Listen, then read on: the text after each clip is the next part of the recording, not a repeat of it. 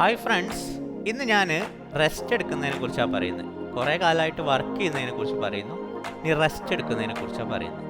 എത്ര നന്നായിട്ട് പെർഫോം ചെയ്യുന്ന ഒരാളായാലും അഡിക്വേറ്റ് വേണ്ടത്ര റെസ്റ്റ് ഇല്ലെങ്കിൽ അത് അയാളുടെ പെർഫോമൻസിനെ ബാധിക്കും.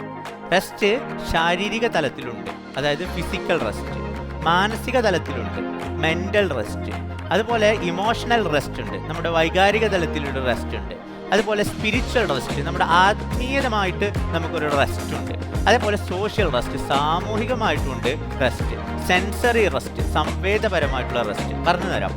പിന്നെ അതുപോലെ ക്രിയേഷൻ റെസ്റ്റ്, നമ്മൾ പുതുതായിട്ട് എന്തെങ്കിലും ഉണ്ടാക്കുകയാണെങ്കിൽ അതിലും നമുക്കൊരു റെസ്റ്റ് വേണം, ഒരു വിശ്രമം വേണം. വിശ്രമം ഉണ്ടായാലേ നമുക്ക് പ്രൊഡക്റ്റീവായിട്ട് ബാക്കിയുള്ള സമയം യൂട്ടിലൈസ് ചെയ്യാൻ കഴിയുള്ളൂ, ഉപയോഗിക്കാൻ കഴിയുള്ളൂ. ഓക്കെ, ഞാനിനി പറയാൻ പോകുന്നത് ഫിസിക്കലി എക്സോസ്റ്റഡ് ആയിട്ടാണ്, അല്ലെങ്കിൽ നല്ല വേദന വരിക, അല്ലെങ്കിൽ നന്നായിട്ട് രോഗം വരിക, ഫിസിക്കൽ നമ്മൾ കുഴങ്ങുക, ക്ഷീണിക്കുക, അങ്ങനെയൊക്കെ സംഭവിച്ചാൽ നമ്മൾ എന്ത് ചെയ്യണം? 7 മണിക്കൂറിൽ കൂടുതൽ ഉറങ്ങണം. നന്നായിട്ട് പ്രൊഡക്റ്റീവ് ആവാൻ വേണ്ടിയിട്ട് നമ്മൾ എന്ത് ചെയ്യണം? പൂർണ്ണമായിട്ട് ശാരീരികമായിട്ടുള്ള റെസ്റ്റ് എടുക്കണം. ഇത് പാസീവ് റെസ്റ്റാണ്, അതായത് ഉറങ്ങുന്നത്. ആക്റ്റീവായിട്ട് നമുക്ക് വേണമെങ്കിൽ എന്ത് ചെയ്യാം? നമുക്ക് നമ്മുടെ യോഗ ചെയ്യാം. റെസ്റ്റ് ആണ് യോഗ. നിങ്ങൾക്ക് മസാജിങ്ങിന് പോയിക്കൂടെ? Massage, body massage, Ayurvedic treatment ഒക്കെ. എന്തുകൊണ്ട്? ബ്രീത്തിങ് ടെക്നിക്ക്, ശ്വാസം അകത്തേക്ക് വലിച്ചിട്ട് സാവധാനം ശ്വാസം വിടുന്ന രീതി, അതങ്ങനത്തെ breathing technique, massaging, yoga, sleep പോലുള്ള കാര്യങ്ങളൊക്കെ ചെയ്തുകൊണ്ട് നിങ്ങൾക്ക് ഫിസിക്കലി നമ്മൾ ശരീരം ക്ഷീണിച്ചാലുള്ള റെസ്റ്റ്, യാത്രയൊക്കെ പോയി വന്നാൽ അങ്ങനെ ക്ഷീണിച്ചാൽ നിങ്ങൾക്ക് അങ്ങനെ ചെയ്യാം. ഓക്കെ, പിന്നെ അടുത്തത് മെൻ്റൽ റെസ്റ്റാണ്, മാനസിക തലത്തിലുള്ള റെസ്റ്റ്. അതെപ്പോഴാണ് വരിക എന്ന് വെച്ചാൽ നമുക്ക് നമ്മളെ ആശയക്കുഴപ്പത്തിലാവുന്ന ചിന്തകൾ നമ്മുടെ മനസ്സിലൂടെ അങ്ങനെ കയറി ഇറങ്ങി വട്ടം ചുറ്റി പോകുന്നുണ്ടെങ്കിൽ അതിൽ നിന്നൊരു നമ്മൾ മെൻ്റലി എക്സോസ്റ്റഡ് ആയി കഴിഞ്ഞാൽ അതിൽ നിന്നൊരു റെസ്റ്റ്, ഒരു ടൈം നമുക്ക് വേണം. അതിന് വേണ്ടി നമുക്ക് എന്ത് ചെയ്യാം? മ്യൂസിക് കേൾക്കാം. അതും അല്ലെങ്കിൽ ഇപ്പോൾ നമുക്ക് എന്താ ചെയ്യാം? അല്ലെങ്കിൽ ഇത് എപ്പോഴും സംഭവിക്കുകയെന്ന് വെച്ചാൽ നമ്മൾ ചെറിയൊരു കാര്യം കേൾക്കുമ്പോൾ തന്നെ ഹൈലി ഇറിറ്റേറ്റഡ് ആവും, ഭയങ്കരമായിട്ട് അസ്വസ്ഥമാവും. അങ്ങനത്തെ സന്ദർഭങ്ങളിലാണ് മ്യൂസിക് കേൾക്കുക. അതുപോലെ ഞാൻ പറഞ്ഞുതരാം ബാക്കി കാര്യങ്ങൾ. നിങ്ങൾക്ക് മെഡിറ്റേഷൻ ചെയ്യുക, അല്ലെങ്കിൽ ആ ചിന്തയെ ഓവറായിട്ടുള്ള തിങ്കിങ്ങിനെ ഒന്ന് തൽക്കാലം ബ്ലോക്ക് ചെയ്തിട്ട് പിന്നീട് അതിൻ്റെ പേരിൽ വർക്കൗട്ട് ചെയ്യുകയൊക്കെ ചെയ്യാം. ഇതെപ്പോഴാണ് വരിക എന്ന് വെച്ചാൽ നമ്മുടെ മൈൻഡ് എക്സോസ്റ്റഡ് ആവുക, അല്ലെങ്കിൽ നമുക്ക് പെട്ടെന്ന് ഇറിറ്റേഷൻ സംഭവിക്കുക, ഇങ്ങനത്തെ കാര്യങ്ങളിലൊക്കെയാണ്. ബ്രെയിൻ ഫോഗ് എന്ന് കേട്ടിട്ടുണ്ടോ? മെൻ്റൽ ഫോഗ്, അതായത് പെട്ടെന്ന് നമ്മുടെ ചുറ്റും ഒന്നും ഓർമ്മ കിട്ടാത്തൊരവസ്ഥ. ഇതൊക്കെ നമ്മുടെ മനസ്സ് ക്ഷീണിക്കുമ്പോഴാണ് സംഭവിക്കുന്നത്. അപ്പോൾ നമുക്ക് ഈ മെഡിറ്റേഷനും അതുപോലെ മ്യൂസിക്, ലിസൺ ടു മ്യൂസിക്കും അതുപോലുള്ള കാര്യങ്ങളൊക്കെ ചെയ്തിട്ട് നമ്മളതിനെ ബ്ലോക്ക് ചെയ്യുന്ന ചെറിയ കാര്യങ്ങൾ, ഞാനൊരു മുമ്പൊരു വീഡിയോയിൽ സൂചിപ്പിച്ച പോലെ എന്ത് ചെയ്യുക? നമ്മുടെ ചുറ്റുമുള്ള ചെറിയ ചെറിയ കാര്യങ്ങളിൽ എൻ്റർടൈൻമെൻറ്റ് കണ്ടെത്തിക്കൊണ്ട് നമുക്കതിനെ ബ്ലോക്ക് ചെയ്യാം. അപ്പോൾ ഫിസിക്കൽ റെസ്റ്റും മെൻ്റൽ സ്ട്രെസ്സും ഞാൻ പറഞ്ഞു. ഇനി അടുത്ത റെസ്റ്റ് പറഞ്ഞുതരാം. ഇനി ഞാൻ എമോഷണൽ റെസ്റ്റിനെ കുറിച്ചാണ് പറയുന്നത്. എമോഷണൽ റെസ്റ്റ്, വൈകാരികമായിട്ടുള്ള റെസ്റ്റ്. ഇതെപ്പോഴാണ് വരിക വെച്ചാൽ നമുക്കാകെ മനസ്സിലൊരു ബേജാറ്, ആങ്സൈറ്റി ഒക്കെ വന്നിട്ട് മറ്റുള്ളവരൊക്കെ കുറിച്ച് സംശയം, അതുപോലെ നമുക്ക് ജീവിക്കുന്ന ചുറ്റുപാടിൽ നമ്മൾ അരക്ഷിതാവസ്ഥ നേരിടുക, അതായത് നമുക്ക് സെക്യൂരിറ്റി ഒന്നും ഇല്ലാതിരിക്കുക. ഈ സന്ദർഭങ്ങളിൽ നമ്മൾ എന്ത് ചെയ്യുന്നത് വെച്ചാൽ നമ്മൾ മറ്റുള്ളവരെ കമ്പയർ ചെയ്യുന്നത്, തുലനം ചെയ്യുന്നത് ഇല്ലാതാക്കണം. ആരുമായിട്ട് നമ്മളെ കമ്പയർ ചെയ്യേണ്ട ആവശ്യമില്ല. പോരാത്തിന് നമുക്ക് ഇങ്ങനത്തെ സ്റ്റേജിൽ ഒരു mental health പ്രൊഫഷണലിൻ്റെ support സ്വീകരിക്കാവുന്നതാണ്.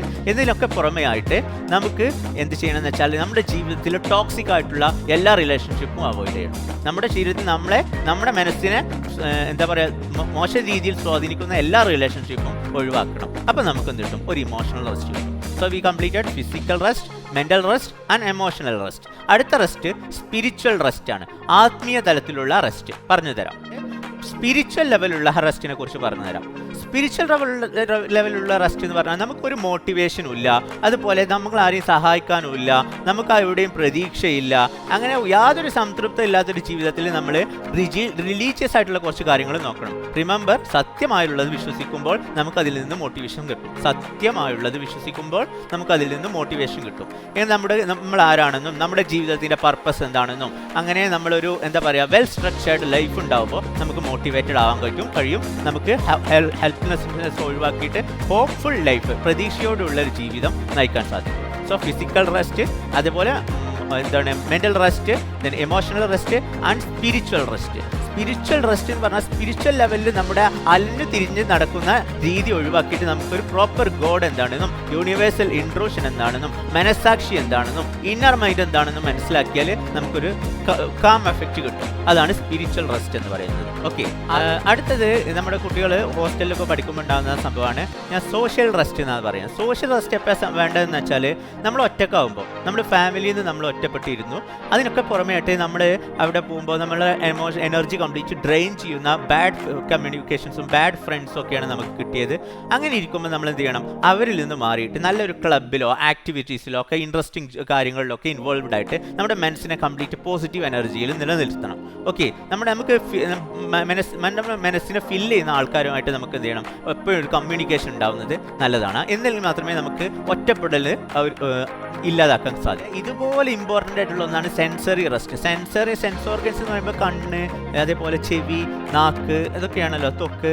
Sensory rest കാര്യമായിട്ട് കണ്ണാണ്. കുറേ ടൈം സ്ക്രീൻ ഉപയോഗിക്കുമ്പോൾ അവർ കുറച്ച് നേരം എന്ത് ചെയ്യണം, വെറുതെ റെസ്റ്റ് എടുക്കണം. ടിവിൻ്റെ മുന്നിന്നോ മൊബൈലിൻ്റെ മുന്നിന്നോ ലാപ്ടോപ്പിൻ്റെ മുന്നിന്നോ ഒന്ന് റെസ്റ്റ് എടുക്കണം. ഇതിനെ സെൻസറി റെസ്റ്റ് എന്നാണ് പറയുന്നത്. ഇല്ലെങ്കിൽ അവരുടെ കണ്ണിനെ ബാധിക്കും. അതുപോലെ തന്നെയാണ് ലൗഡ് നോയ്സ്, സൗണ്ട്.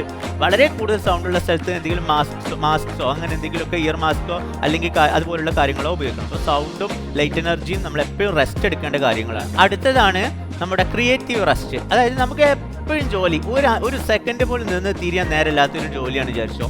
അപ്പോൾ നമുക്ക് ഇടയ്ക്കിടയ്ക്ക് ഒന്ന് വെക്കേഷനോ അതുപോലെ ഒരു ട്രിപ്പ് പോവുക, ടൂർ പോവുക, നമ്മുടെ നേച്ചറൊക്കെ ഒന്ന് എൻജോയ് ചെയ്യുക വേണം. അല്ലെങ്കിൽ നിങ്ങളുടെ ബാക്കിയുള്ള സമയത്തിൻ്റെ പ്രൊഡക്ടിവിറ്റി ഇത് യൂസ് ചെയ്യും. ഇതൊക്കെ പറഞ്ഞെങ്കിലും ചില ആൾക്കാർ റെസ്റ്റ് എന്ന് പറഞ്ഞ് റെസ്റ്റ് മാത്രം എടുത്ത് ജീവിക്കുന്ന ആൾക്കാരുണ്ട്. ദേ ആർ ലേസി പീപ്പിൾ, മടിയന്മാരാണ്. We should get rid of that laziness. ചില ആൾക്കാർ വെരി വർക്കഹോളിക് ആയിരിക്കും. They forget themselves to take some rest so that affect their life later. So എല്ലാം വേണം. റെസ്റ്റ് പ്രൊഡക്റ്റീവ് ആയിട്ടുള്ള ഒരു ലൈഫിന് വേണ്ടിയിട്ടായിരിക്കണം എന്ന് മാത്രം, അല്ലാതെ വെറുതെ റെസ്റ്റ് എടുത്തിട്ട് ഒരു കാര്യമില്ല. You understood. എൻ്റെ വീഡിയോ ഇഷ്ടമായെങ്കിൽ സബ്സ്ക്രൈബ് ചെയ്യണം. അതുപോലെ ഇതുപോലുള്ള വീഡിയോസ് വീണ്ടും വരും. ലൈക്ക് ചെയ്യണം, സപ്പോർട്ട് ചെയ്യണം. Thank you very much.